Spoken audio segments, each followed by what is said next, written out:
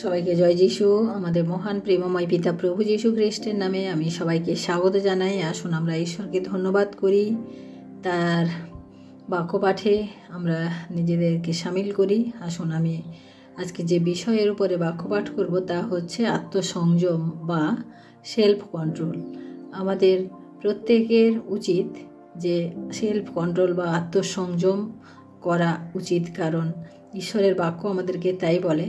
আমি হিতোপদেশ তার 25 অধ্যায় 28 পদ পাঠ করি, যে আপন আত্মা দমন না করে সে এমন নগরের তুল্য যাহা ভাঙিয়া গিয়াছে, যাহার প্রাচীর নাই।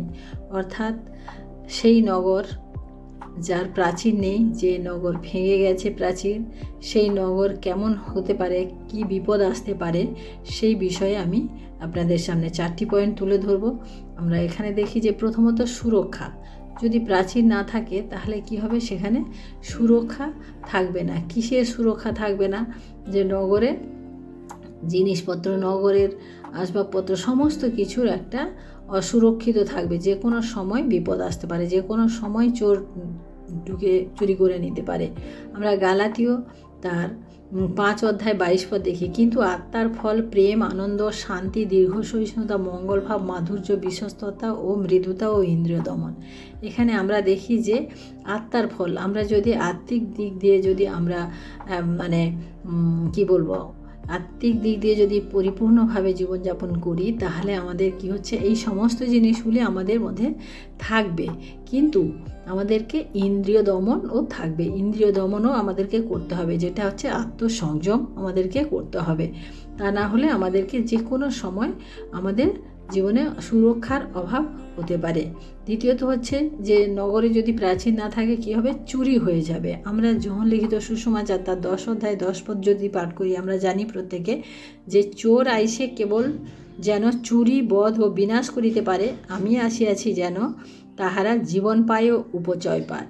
অর্থাৎ আত্মিক জীবনে শয়তান সবসময় আমাদের জীবনে প্রবেশ করতে চায় এবং আমাদের কাছ থেকে চুরি বা হরণ করে নিয়ে যেতে চায়। কি হরণ করতে চায়? তারা উদ্ধার বা শান্তি আমাদের হরণ করে নিয়ে যেতে চায়। তাই প্রতিনিয়ত শয়তান আমাদের সাথে এই বিষয়ে যুদ্ধ করে চলেছে। যেভাবে একটা নগর খালি থাকলে যে কোনো মুহূর্তে চোর ঢুকে যাবে এবং চুরি এবং নিবিনাশ করে দিয়ে চলে যাবে, সেইভাবে আমাদের আত্মিক জীবনটাও আমাদের সেরকম, যে আমাদের যে কোনো সময় আমাদের চুরি হয়ে যেতে পারে, আমাদের উদ্ধার, আমাদের মুক্তি সেটা চুরি হয়ে যেতে পারে। আমরা তৃতীয়ত দেখি যে কী হবে, যদি সেই নগরে কোনো প্রাচীর না থাকে, কোনো সংঘবদ্ধতা না থাকে, তাহলে কি হবে, তারা হেরে যাবে। কোথায় হেরে যাবে? তারা যে কোনো রকম বিপদ আসলে তারা হেরে যাবে। তাদের নিজেদের কোনো ঐক্যতা থাকবে না। কারণ যদি প্রাচীর না থাকে তাহলে যে কোনো সময় যে কোনো কেউ ঢুকে গিয়ে তাদের সাথে বন্ধুত্ব করবে, তাদের সাথে শয়তানি করবে। সেরকম আমাদের প্রভু আমাদেরকে যে জয়বন্ত জীবন দিয়েছেন, সেই জীবনও আমাদের যে কোনো সময় আমাদের হারিয়ে যেতে পারে, যে কোনো সময় আমরা হেরে যেতে পারি।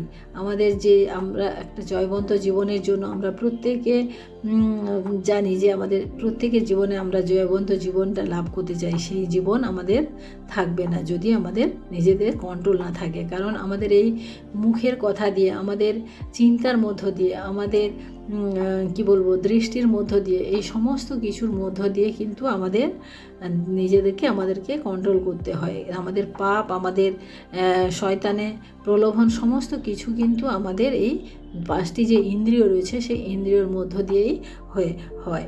আমরা তো চতুর্থত দেখি যে আমরা অন্যের দাস হয়ে যাব। আমরা যদি জয়বন্ত জীবন যদি আমরা হারিয়ে ফেলি, আমরা যদি আমাদের নিজেদেরকে কন্ট্রোলে না রাখতে পারি, তাহলে কি হবে, আমরা কার দাস হব? আমরা শয়তানের দাস হয়ে যাব। সেরকম যদি একটা নগর যদি তার মধ্যে কোনো সীমা না থাকে, তার যদি প্রাচীর না থাকে, তাহলে কি হবে, তারা অন্যের দ্বারা চালিত হবে। অন্য যেভাবে বলবে সেইভাবে তারা নিজেদেরকে চালাবে। আমরা এখানে একটা বাক্য দেখি, 2 পিতর তার 2 অধ্যায় 19 পদ আমি পাঠ করি, তাহারা তাহাদের কাছে স্বাধীনতার প্রতিজ্ঞা করে, কিন্তু আপনারা ক্ষয়ের দাস। কেননা যে যাহার দাস পরাভূত, যাহার দ্বারা পরাভূত সে তাহার দাসত্বে আনিত। অর্থাৎ আমরা যাহার দ্বারা চালিত হব, যার দ্বারা আমরা হেরে যাব, যার কাছে আমরা হেরে যাব, তাদের আমাদের দাস হয়ে যেতে হবে। নগরের উদাহরণে এখানে বলা হয়েছে যে একটা নগর যখন সে নিজের কোনো কন্ট্রোল থাকবে না, নিজের কোনো ঐক্যতা থাকবে না, নিজের কোনো সংযম থাকবে না, তখন কি হবে, সে অন্যের দ্বারা সে পরাজিত হয়ে যাবে, অন্যের দ্বারা সে হেরে যাবে। সেভাবে আমাদের আত্মিক জীবনটাও সেইভাবে আমাদের হেরে যাবে। আমরা এখানে দেখলাম যে একটা নগরের অবস্থা। আমরা দেখি যে আজকাল আমরা প্রত্যেক মানুষ আমরা একটা বিশেষ বস্তুর উপরে আমরা প্রত্যেকে কিন্তু দাসত্ব হয়ে গেছে। আমরা মোবাইল আমাদের জীবনের অনেক কিছু কেড়ে নিয়েছে, আমাদের শান্তি আনন্দ কেড়ে নিয়েছে, আমাদের পারিবারিক পারিবারিক যে সহভাগিতা সেটা কেড়ে নিয়েছে, আমাদের প্রত্যেকের জীবনকে আলাদা আলাদা বিচ্ছিন্ন করে দিয়েছে। তাই আজকে যদি একজন বিশ্বাসী সে যদি সর্বদা মোবাইলের দিকে তার যদি দৃষ্টি থাকে বা মোবাইল নিয়ে যদি সে সর্বদা মনে করে যে না মোবাইলের মধ্যেই আমি সব কিছু করবো, কিন্তু প্রিয় এখানে কিন্তু তা হয় না। কারণ আমরা যখন মোবাইলে দেখতে যাই তখন কিন্তু আমরা যদি বাইবেল দেখতে যাই তার মাঝেও অনেক কিছু চলে আসে। যখন আমাদের জীবনকে কি হয়, আমাদের জীবনকে কখন সে দেখে গ্রাস করে নেয় আমরা বুঝতে পারি না। আমরা হয়তো অনেক সময় দেখি যে সারাদিন আমরা কাজ করলাম, দেখি কিছু 10-15 মিনিট একটু মোবাইলটা দেখি, তারপরে একটু রিল্যাক্স হই। কিন্তু আমরা সেই রিল্যাক্সের টাইমটা 10-15 মিনিট থেকে যে কখন 1 ঘন্টা 1.5 ঘন্টা হয়ে যায় তখন আমরা বুঝতেই পারি না। তার জন্য আমাদেরকে নিজেদের কন্ট্রোলকে নিজেদের মধ্যে রাখতে হবে। আমি এখানে কয়েকটি বাক্য পাঠ করব, কয়েকটি ঈশ্বরের বাইবেলের পদ আমি পাঠ করব। হিতোপদেশ তার 16 অধ্যায় 32 পদ।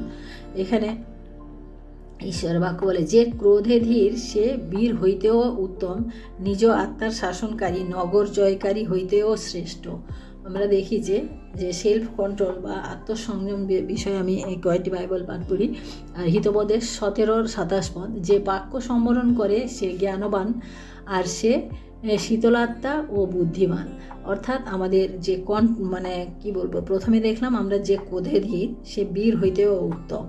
হ্যাঁ, আর এখানে দেখলাম কি যে বাক্য নিজের মুখকে যে কন্ট্রোল করে সে হচ্ছে জ্ঞানবান এবং শীতলাত্মা ঠান্ডা স্বভাবের মানুষ হয়, তার সে বুদ্ধিমান মানুষ হয়। আমরা তীতের পুস্তক তার 2 অধ্যায় 12 পদ দেখি, তাহা আমাদিগকে শাসন করিতেছে যেন আমরা ভক্তিহীনতা ও সাংসারিক অভিলাষ সকল অস্বীকার করিয়া সংযত ধার্মিক ও ভক্তিভাবে এই বর্তমান যুগে জীবনযাপন করি। অর্থাৎ আমাদেরকে কি বলছে, যে আমাদেরকে যারা শাসন করছে, হ্যাঁ, আমরা সেখানেও আমাদেরকে বলছে যে আমরা সংযতভাবে যেন আমরা জীবনযাপন করি। আমরা 2 তিমথিও তার 1 অধ্যায় 7 পদে আমরা দেখি, কেননা ঈশ্বর তাহাদিগকে ভীরুতার আত্মা দেন নাই, কিন্তু শক্তির, প্রেমের ও সুবুদ্ধির আত্মা দিয়েছেন। ঈশ্বর আমাদেরকে এই আত্মা দিয়েছেন, কারণ তার জন্য আমাদেরকে ভয় করার দরকার নেই, আমাদেরকে কারুর কাছে নত হওয়ার দরকার নেই, কারণ ঈশ্বর আমাদেরকে সেই সুবুদ্ধির আত্মা দিয়েছেন। সেই আত্মার দ্বারা আমরা নিজেদেরকে কন্ট্রোল করতে পারি। আমরা দেখব যাদের মধ্যে কন্ট্রোল ছিল না, সেলফ কন্ট্রোল ছিল না, আমরা বাইবেলে সেই রকম 3 জনকে দেখব। প্রথমত হচ্ছে কোয়েন।